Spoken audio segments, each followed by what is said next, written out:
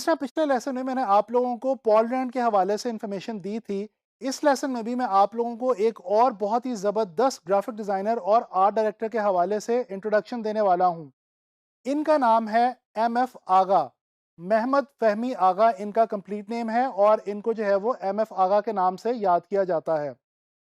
दोस्तों, एम.एफ. आगा जो हैं ये रशिया में पैदा हुए और इनके पेरेंट्स का ताल्लुक जो है वो टर्की से था।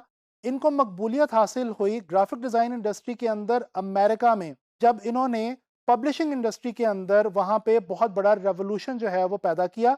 अमेरिका के अंदर इनको एम.एफ. आगा को मॉडर्न जो अमेरिकन पब्लिशिंग है उसके पायनियर के तौर पे आज भी याद किया जाता है और जाना जाता है। अच्छा, इन्होंने जो इनका एक बहुत बड़ा कंट्रीब्यूशन है ग्राफिक डिज़ाइन की इंडस्ट्री के अंदर, वो जो है वो है पब्लिशिंग इंडस्ट्री के हवाले से, यानी कि मैगज़ीन, न्यूज़पेपर और इस तरह की जो दूसरी पब्लिशिंग मटेरियल्स हैं, उनके हवाले से ग्राफिक डिज़ाइनर का जो रोल है, उसमें इन्होंने बहुत इम्पोर्टेंट जो है वो कामयाबियाँ हासिल की और इनको आर्ट डायरेक्टर का लक़ब जो है वो दिया गया। अच्छा, ये एक बड़ी यूनिक बात है इनको लेके एम.एफ. आगा के हवाले से कि he was the first person in 20th century in America के जिनको पब्लिशिंग इंडस्ट्री में आर्ट डायरेक्टर का लक़ब दिया गया। इनसे पहले आर्ट एडिटर कहा जाता था, बट इनकी खिदमात और इनका काम जो है उसको इतना पसंद किया गया, इतना सराहा गया कि इनको जो है वो फर्स्ट टाइम आर्ट डायरेक्टर का लक़ब दिया गया और इनको आर्ट डायरेक्टर के तौर पे जाना गया और फिर इनके बाद आने वाले लोगों को भी आर्ट डायरेक्टर के नाम से ही पब्लिशिंग इंडस्ट्री में जाना गया और दूसरी इंडस्ट्रीज़ में भी। अच्छा, ये जो एम.एफ. आगा हैं, इनकी अगर अर्ली लाइफ़ के बारे में थोड़ी-सी मैं आपसे बात कर लूँ तो ये जैसा कि मैंने आपको बताया कि रशिया में पैदा हुए थे और इनकी लाइफ़ का कुछ हिस्सा जो है वो यूरोप में भी गुज़रा। इन्होंने अपनी अर्ली एजुकेशन जो है वो इकोनॉमिक्स और ओरिएंटल लैंग्वेजेज़ में ली हुई थी और ये साइंसेज़ में भी बहुत अच्छे थे। लेकिन साइंसेज़ के साथ-साथ इन्हें आर्ट्स में बहुत ज़्यादा इंटरेस्ट था। इसी वजह से इन्होंने ट्रेनिंग हासिल की, पार्ट टाइम ट्रेनिंग हासिल की आर्ट्स की स्टडीज़ के हवाले से और उसी के दौरान इनके अंदर इंटरेस्ट पैदा हो गया ग्राफिक डिज़ाइन को लेके। तो जिसको फिर ये आगे जो है वो लेके चलते रहे और इन्होंने जो है वो उसके अंदर काफ़ी ज़्यादा काम किया। जो इनकी एक एक्सपर्टीज़ है, यानी कि जो इनकी एक ख़ास बात है ग्राफिक डिज़ाइन के हवाले से, वो ये है कि ये टाइपोग्राफी और फ़ोटोग्राफी दोनों ही फ़ील्ड्स के अंदर एट अ टाइम बहुत ज़्यादा एक्सपर्ट थे और इनकी बहुत ज़्यादा जो है वो इनके अंदर सलाहियत थी फ़ोटोग्राफ़ी के हवाले से भी और टाइपोग्राफ़ी के हवाले से ही। और यही वजह बनी कि आगे चल के ये जब पब्लिशिंग इंडस्ट्री में एंटर हुए एज़ अ ग्राफ़िक डिज़ाइनर, तो इन्होंने फ़ोटोग्राफ़ी और टाइपोग्राफ़ी को बहुत अच्छे तरीके से कंबाइन किया मैगज़ीन्स के टाइटल्स के अंदर और मैगज़ीन्स के पेज डिज़ाइन्स के अंदर, और इसी वजह से इनकी जो है वो मकबूलियत जो है वो बढ़ती चली गई। अच्छा, प्रोफ़ेशनल करियर जो इन्होंने स्टार्ट किया, वो इन्होंने वोग मैगज़ीन के साथ स्टार्ट किया। पहले इन्होंने बर्लिन में और फिर पेरिस में वोग मैगज़ीन की टीम का ये हिस्सा रहे as a graphic designer.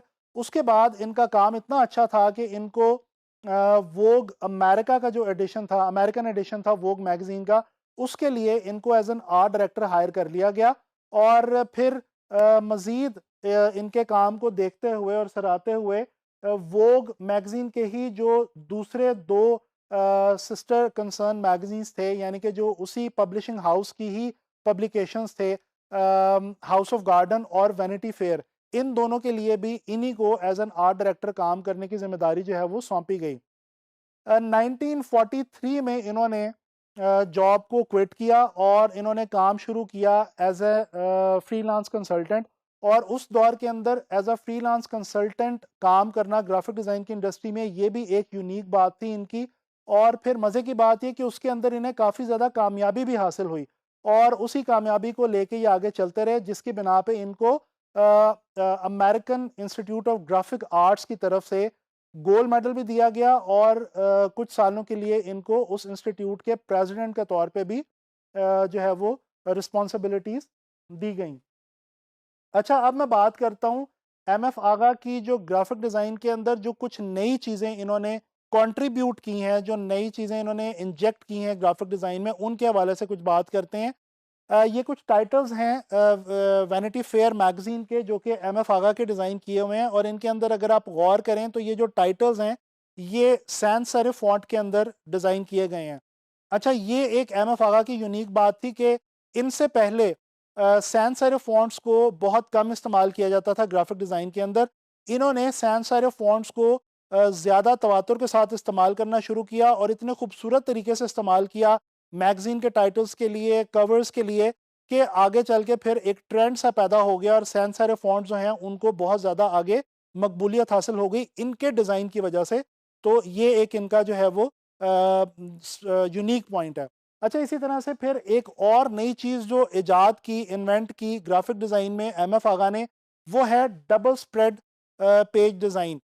Magazines के अंदर पहले कभी भी सिंगल पेजेस का ही रवाज था और डबल पेजेस के ऊपर, यानी कि एक मैगज़ीन जब हम ओपन करते हैं तो उसके जो पेजेस हमारे सामने खुलते हैं, उन दोनों के ऊपर किसी भी एक आर्टिकल को या किसी डिज़ाइन को कंटिन्यू करने का रवाज नहीं था। एम.एफ. आगा वो पहले डिज़ाइनर और आर्ट डायरेक्टर थे जिन्होंने ये एक डबल स्प्रेड पेज के ऊपर लेआउट को स्प्रेड करना शुरू किया और ये चीज़ इनके बाद फिर जो है वो आगे चलती गई और आज तक मैगज़ीन्स के अंदर ये एक बहुत ज़्यादा स्पेशल ट्रेंड के तौर पे फॉलो किया जाता है और अभी भी ये चीज़ बहुत ज़्यादा मकबूलियत जो है वो इसकी है। ये आप एक मैगज़ीन का जो डिज़ाइन देख सकते हैं, ये भी एम.एफ. आगा का ही डिज़ाइन है और इसमें आप देख सकते हैं कि उन्होंने 2 पेजेस के ऊपर एक लेआउट को जो है वो बड़ी खूबसूरती से स्प्रेड किया है जिसके अंदर टेक्स्ट भी है और पिक्चर्स भी हैं और यहाँ से आगाज़ हुआ ग्राफिक डिज़ाइन के अंदर डबल स्प्रेड पेज डिज़ाइन का। अच्छा जी, इसके अलावा एक और चीज़ जो इंटरेस्टिंग इन्होंने की मैगज़ीन्स को डिज़ाइन करते हुए, वो इन्होंने ये की कि इन्होंने जनाब आली पिक्चर्स को, इमेजेस को एक तो बहुत अच्छे तरीके से इस्तेमाल किया, दूसरा इन्होंने पिक्चर्स को लेआउट के किनारों तक ले जा के इस्तेमाल करना शुरू किया, यानी कि जिसको हम कहते हैं full bleed image. Full bleed image का इस्तेमाल एम.एफ. आगा ने फर्स्ट टाइम किया ग्राफिक डिज़ाइन की इंडस्ट्री में, अमेरिका में, और फिर आगे चल के ये ट्रेंड बन गया। फुल ब्लीड इमेज ये होता है कि जैसे कि आप इस एग्जांपल में देख सकते हैं, ये एम.एफ. आगा का एक डिज़ाइन है और इसमें बड़ा क्लियर है कि कुछ 2-3 इमेजेस हैं और उनमें से एक इमेज जो है वो लेआउट का जो बिल्कुल कॉर्नर है उससे बाहर निकल रहा है। इसको हम आजकल कट फ्लैश लेआउट भी कहते हैं और ये जो चीज़ थी ये एम.एफ. आगा ने ही इंट्रोड्यूस करवाई थी ग्राफिक डिज़ाइन में। इसके अलावा उस दौर के अंदर full page full colour photographs का इस्तेमाल भी जो है वो एम.एफ. आगा ने किया, जैसा कि इस एक डिज़ाइन के अंदर देखा जा सकता है जो कि वोग मैगज़ीन का एक कवर डिज़ाइन है और ये भी एम.एफ. आगा का डिज़ाइन है। इसमें भी आप देख सकते हैं कि फुल कलर इमेज जो है, फुल कलर फोटोग्राफ जो है, ये इन्होंने यूज़ की है। इनसे पहले फुल कलर फोटोग्राफ्स को यूज़ करना जो है उसका ट्रेंड ग्राफिक डिज़ाइन के अंदर इतना ज़्यादा नहीं था।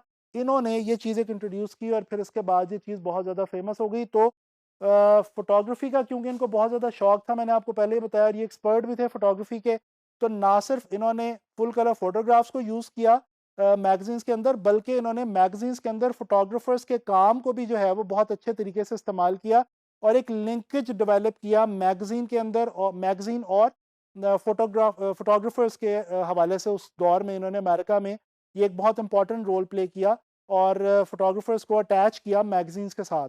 तो ये कुछ इंपॉर्टेंट कंट्रीब्यूशंस ग्राफ़िक डिज़ाइन के अंदर एम.एफ. आगा की, वो मैंने आप लोगों से शेयर की और उनके काम के हवाले से भी मैंने आपको बताया। आई होप कि आपको एम.एफ. आगा के बारे में जान के जो है वो अच्छा लगा होगा।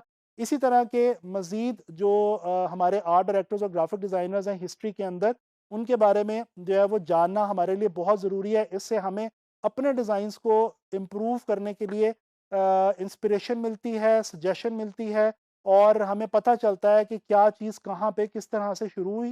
इंशाल्लाह ताला नेक्स्ट लेसन में किसी और ग्राफिक डिज़ाइनर और आर्ट डायरेक्टर के बारे में हम बात करेंगे। इंशाल्लाह ताला नेक्स्ट लेसन में मुलाकात होगी।